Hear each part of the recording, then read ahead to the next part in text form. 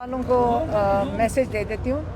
आपसे एक सवाल है या आप लोग आपस में डिस्कशन पहले कर लो, जब आप मेरे से सवाल होगा मैं फिर उसका जवाब दे दूँगी। पहले आप लड़ाई तो नहीं करेंगे आपस में? नहीं करेंगे ना? अच्छा देखिए, नहीं आपस में नहीं लड़ना। देखें आप हमारे लिए बहुत ज़रूरी है। आपने अच्छा पहले एक सवाल हम पूछने लगे, क्या इमरान खान इस मुल्क का गद्दार है? नहीं। क्या शाह महमूद कुरैशी इस मुल्क के गद्दार है? नहीं। इस वक्त वो उनके ऊपर 10 साल का जो चार्ज है वो गद्दारी का है। जब हम कोर्ट में बैठते हैं तो आजकल कोर्ट में ये डिस्कस हो रहा है कि क्या वो जो केस के अंदर जज ने क्या कहा और वो लॉयर जो अपॉइंट हुआ था वो क्या कहा, ये सब कुछ छोड़ दें। ये पहले समझना चाहिए ये केस इमरान खान के ऊपर और शाह महमूद के ऊपर हुआ क्यों है। ये इसलिए केस हुआ था क्योंकि ये रिकॉर्ड का हिस्सा है। ये कोर्ट में एक विटनेस के फॉरेन ऑफिस के रिकॉर्ड का हिस्सा है जो कि कह रहे हैं कि अमेरिका में वाशिंगटन में लोग खुश नहीं हैं कि इमरान खान ने कागज़ जलसे में लहराया है। ये क्लियर हो गया बात? उसके बाद इमरान खान जिसके साथ गद्दारी हुई, जिसकी हुकूमत गिराई गई, उसको आपने और शाह महमूद को जेल में डाल दिया है। किस चार्जेस पे? ट्रीजन के चार्जेस हैं जो 100 साल में अंग्रेज़ों के वक्त में भी नहीं लगाए गए। आप ये इस पे ज़रूर जब आप मीडिया कवरेज करते भी हैं कभी ना ये बात भूलें कि आप एक सवाल पूछें, क्या इमरान खान गद्दार है कि 10 साल कैद में बैठा हुआ है? क्या इमरान खान गद्दार है? उसने क्या कागज़ का कौन सा जुर्म था उस कागज़ के अंदर जो ये चाहते नहीं कि आप सुने, लेकिन जो कुछ उस कागज़ में था वो सारी दुनिया को पता है। दूसरी बात, वही डोनाल्ड लू जिसके हुक्म के ऊपर जिसने पैगाम भेजा था वो जनरल बाजवा को, आज अमेरिका में उसको तो उन्होंने बुला लिया है फॉरेन अफेयर्स कमेटी ने। क्या बात है कि हम अब जनरल बाजवा को, रिटायर्ड जनरल बाजवा को कोर्ट में नहीं बुलाते? बताएं कि नाराज़गी ये है कि जो डोनाल्ड लू ने बाजवा साहब को मैसेज भेजा था इमरान खान ने लोगों को क्यों बता दिया? यही इसकी सज़ा है 10 साल की। पहले आप केस 100 दिन भी यहाँ बैठे रहें, पहले उसका जो निचोड़ है वो आपको पता होना चाहिए। और इंशाल्लाह हम यहाँ लॉयर्स को देख के बहुत खुश हुए हैं। आज लॉयर बहुत आए हुए हैं, माशाल्लाह रौनक लगी हुई है, और मेंबर ऑफ पार्लियामेंट आए हैं। दूसरी बात, जब कोर्ट रूम के अंदर हम आज गए हैं, आधा कोर्ट रूम तो कोशिश की गई थी पुलिस वालों से भर दिया ताकि आपके एमपीएस, पीटीआई के एमपीएस, एमएनएस और लॉयर्स अंदर ना बैठ सकें।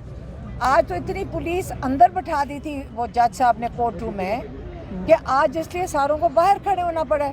तो मेरी अपील होगी आमिर फारूक साहब के पास कि प्लीज़ ना घबराएं।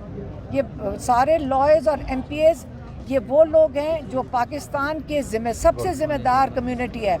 ये वहाँ जाते हैं पार्लियामेंट में, ये पाकिस्तान की मुस्तकबिल का ख्याल रखने वाले लोग हैं, इन्होंने उसका तहफ़्फ़ुज़ करना है।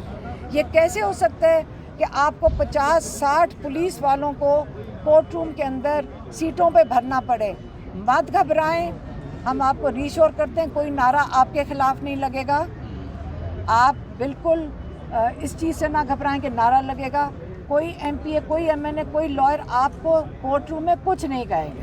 हम आपसे वादा कर रहे हैं, प्लीज़ आइंदा के लिए आप प्रोसीडिंग्स के दौरान 50, 60, 70 पुलिस वालों को कोर्ट रूम से बाहर रखें और मंडे को इंशाल्लाह और हम ये दोबारा केस चलेगा।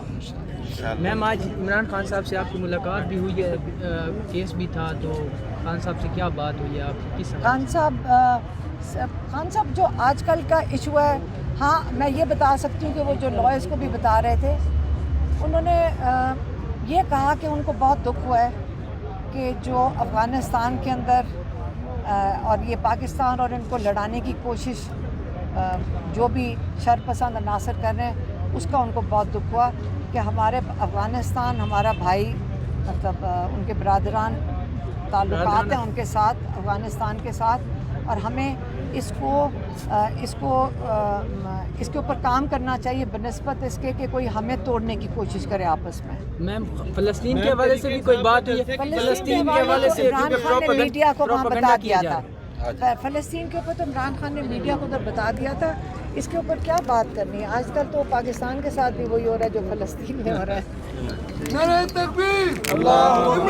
ये भी बता रहा हूँ कि इमरान खान साहब की तमाम अपील साइफर, तोशाखाना और इद्दत निकाह, अगर जुडिशरी हमारा साथ दे उन अपील्स को सुनने के लिए, इसलिए साथ दे क्योंकि ये केसेस बड़े ऑब्जेक्शनेबल मैनर में, बड़ी हेस्ट में, ये रात गए तक 4 दिनों में ये 3 फैसले बैक टू बैक आए हैं।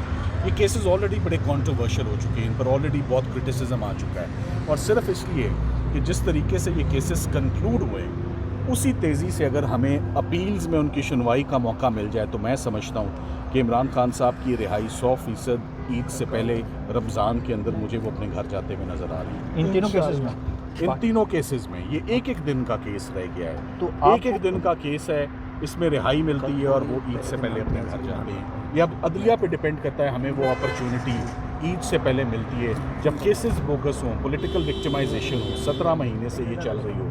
तो इलेक्शंस भी हो गए हैं, बार बार मैं कहता हूँ, इमरान खान साहब उसमें पार्टिसिपेट भी नहीं कर सके, तो मकासद तो पूरे हो चुके हैं। अब जो केसेस में है कुछ नहीं, केसेस जब खुलेंगे अपील में शर्मिंदगी होगी, प्रोसिक्यूशन को नदामत होगी और उसमें इमरान खान। बैरिस्टर आपने बताया जैसे कि अदलिया से तवक्को तो है, अदलिया से उम्मीद क्या है आपको? देखिए, अदलिया से उम्मीद हमेशा पॉजिटिव ही रखनी पड़ेगी। अगर अदलिया से उम्मीद नहीं रखेंगे तो मुल्क नहीं चलेगा, हमारा निज़ाम नहीं चलेगा, इंसाफ का निज़ाम नहीं चलेगा। अदलिया को मज़ीद जो है एक एक्टिव रोल ज़रूर अदा करना है आने वाले दिन में। उस चीफ़ जस्टिस पाकिस्तान भी हैं, वो इस्लामाबाद हाई कोर्ट के चीफ़ जस्टिस भी हैं, लाहौर के भी हैं, कि पॉलिटिकल विक्टिमाइजेशन की जो वेव चल रही है जिसने पूरे निज़ाम को अपनी लपेट में लिया हुआ है, और ये पॉलिटिकल विक्टिमाइजेशन हमेशा से चलती रही है।